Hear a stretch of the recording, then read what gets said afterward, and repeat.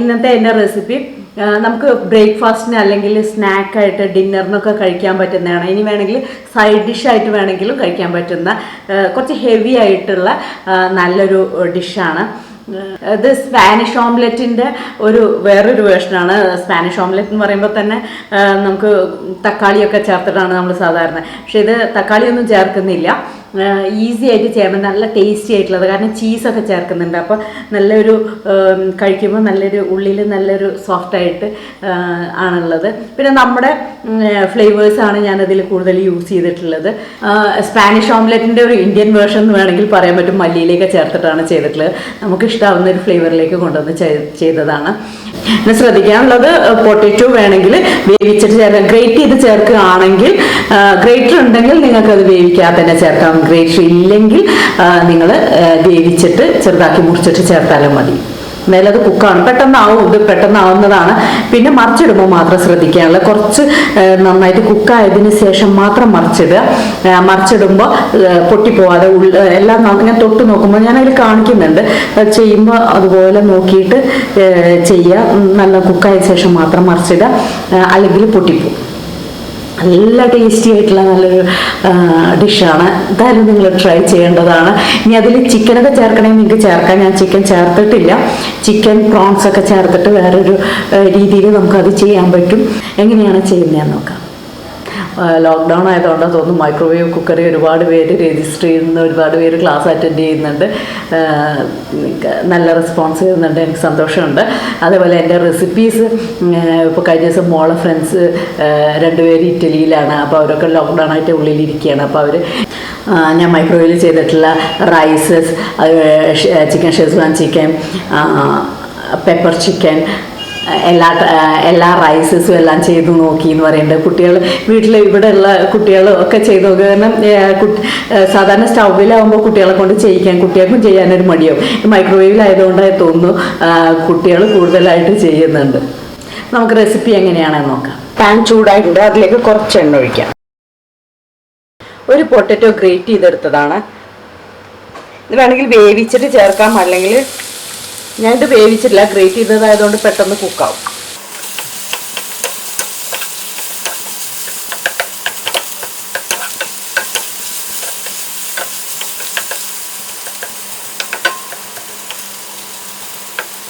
ഇങ്ങനെ പച്ചയായിട്ട് ഗ്രേറ്റ് ചെയ്തിട്ടുണ്ടെങ്കിൽ തന്നെ ഇപ്പോൾ തന്നെ കുറച്ച് സമയം കൊടുക്കുമ്പോഴേക്കും അതൊന്നും ആയിക്കോളും.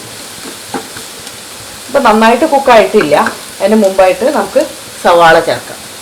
ഒരു സവാളയാണ്. സവാള മുറിച്ച് കഴിഞ്ഞപ്പോൾ 1 കപ്പുണ്ട്. പൊട്ടറ്റോ അതുപോലെ ഒരു പൊട്ടറ്റോ ആയിരുന്നു.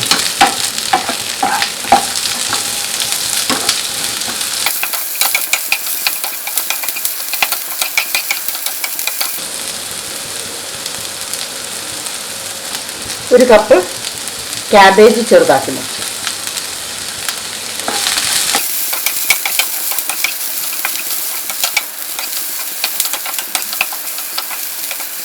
ഉപ്പ് ആവശ്യത്തിന്.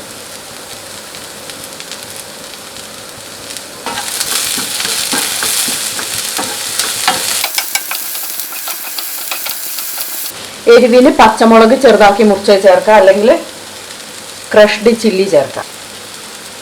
1 ടീസ്പൂൺ ക്രഷ്ഡ് ചില്ലി.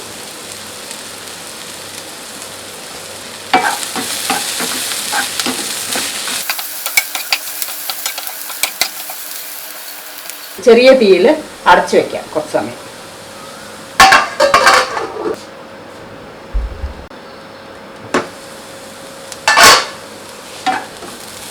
ഇതായിട്ടുണ്ട്.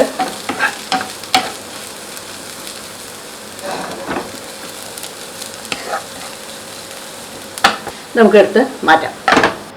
3 മുട്ട. ഇതിലേക്ക് 1/2 ടീസ്പൂൺ കുരുമുളക് പൊടി, ഉപ്പ് ആവശ്യത്തിന്.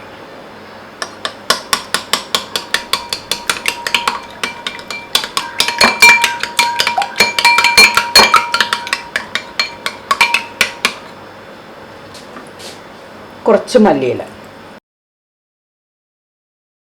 ഒന്ന് ചൂടാറണം, എന്നിട്ട് വേണം എഗ്ഗിലേക്ക് ചേർക്കാൻ.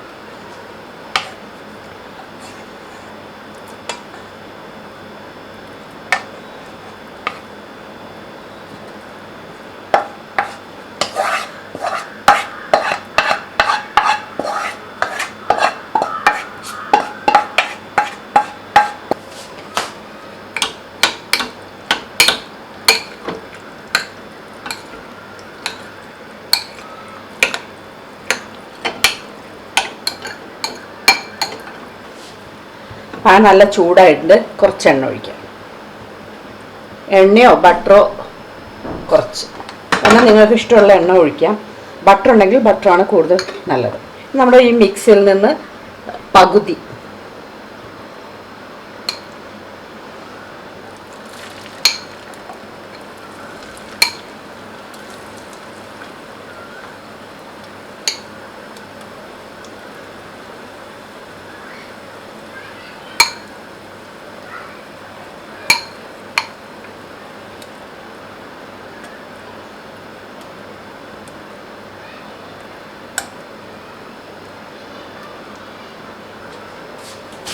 ഇനി ഗ്രേറ്റഡ് ചീസാണ്.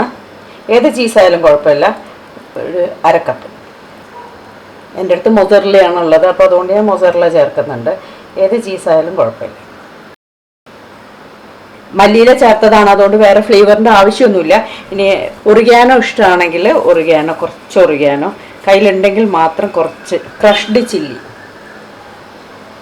ഇതൊന്നും നിർബന്ധമില്ല. പച്ചമുളക് ചെറുതാക്കി മുറിച്ച് ചേർത്താലും മതി. ക്രഷ്ഡ് ചില്ലി നിർബന്ധമുള്ളതല്ല. നമ്മൾ എടുത്തു വെച്ചിട്ടുള്ള ബാക്കിയുള്ള ഇനി കുറച്ച് നേരം കുക്കാവാൻ വേണ്ടിയിട്ട് വെക്കുക. മുട്ട മാത്രമേ കുക്കാവാനുള്ളൂ, ബാക്കിയെല്ലാം കുക്ക്ഡാണ്. അതുകൊണ്ട് പെട്ടെന്നാവും.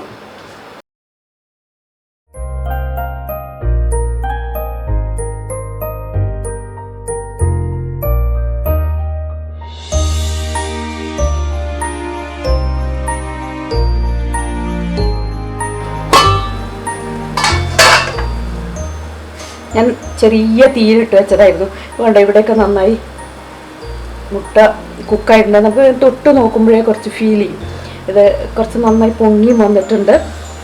ഇത് കുക്കായിട്ടുണ്ട് ഉള്ളിൽ. അപ്പോൾ നമുക്കിത് മറിച്ചിടാം. ഇതിന് ഇങ്ങനെ തന്നെ മറിച്ചിടുക എന്നുള്ളത് കുറച്ച് ബുദ്ധിമുട്ടുള്ളതാണ്. അതുകൊണ്ട് കഴിയുന്നതും ഇതേപോലെ ഒന്ന് ഇളക്കി നോക്കിയിട്ട് ഇങ്ങനെ ഒരു പാത്രത്തിലേക്ക് മറിച്ചിട്ട് എടുക്കുന്നതാണ് എപ്പോഴും നല്ലത്. മറ്റേ ഭാഗം കൂടെ ഒന്ന് ചെറുതായിട്ടാവാനേ ഉള്ളൂ. മറ്റേ ഭാഗം കൂടി ഒന്നായിട്ട് എടുക്കാം. അപ്പോൾ നമ്മൾ ഇതായിട്ടുണ്ട്, നമുക്ക് എടുക്കാം.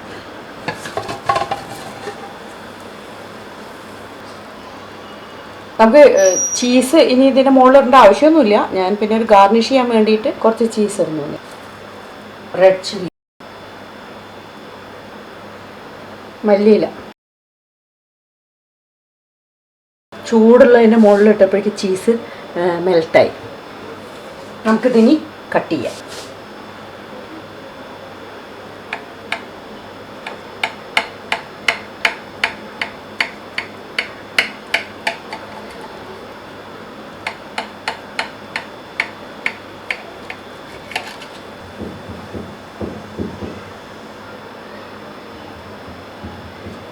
നല്ല ചീസ് നല്ല ഉള്ളിൽ മെൽട്ടായിട്ട് നിൽക്കുന്നുണ്ട്.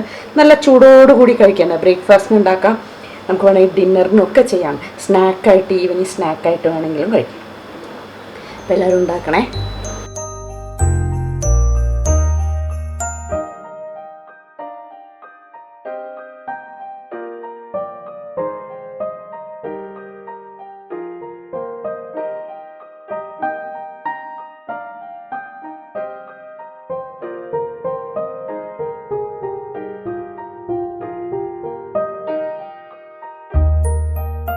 കണ്ടല്ലോ, നല്ല ഈസി ആയിട്ടുള്ള നല്ല റെസിപ്പി അല്ലേ?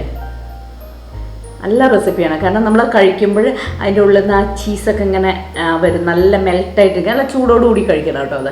കാരണം ചീസൊക്കെ അങ്ങനെ മെൽട്ടായിട്ട് നിൽക്കുന്നുണ്ടാവും. അങ്ങനെ കഴിക്കുമ്പോൾ പൊട്ടാറ്റോ ഉണ്ട്, ക്യാബേജ് ഉണ്ട്, ഉള്ളിയുണ്ട്, പിന്നെ അതിൻ്റെ കൂടെ ചീസ്, മുട്ടയെല്ലാം കൂടെ വരുമ്പോൾ നല്ലൊരു ടേസ്റ്റാണ്. ഇനിയിപ്പോൾ ഒറിഗാനോ ഒന്നും ഇല്ലെങ്കിൽ അത് ചേർക്കണം നിർബന്ധമൊന്നുമില്ല. എനിക്ക് ഒറിഗാനോ, ഈ ചീസ് ഒറിഗാനോ ചേരുമ്പോൾ ആ ഒരു ഫ്ലേവർ ഭയങ്കര ഇഷ്ടമാണ്. അതുകൊണ്ടാണ് ഞാൻ അത് ചേർക്കുന്നത്. അപ്പോൾ അതില്ലെങ്കിൽ കുഴപ്പമൊന്നുമില്ല, മല്ലിയില ചേർത്തിട്ട് നമുക്ക് ചെയ്യാം. ട്രൈ ചെയ്യാം.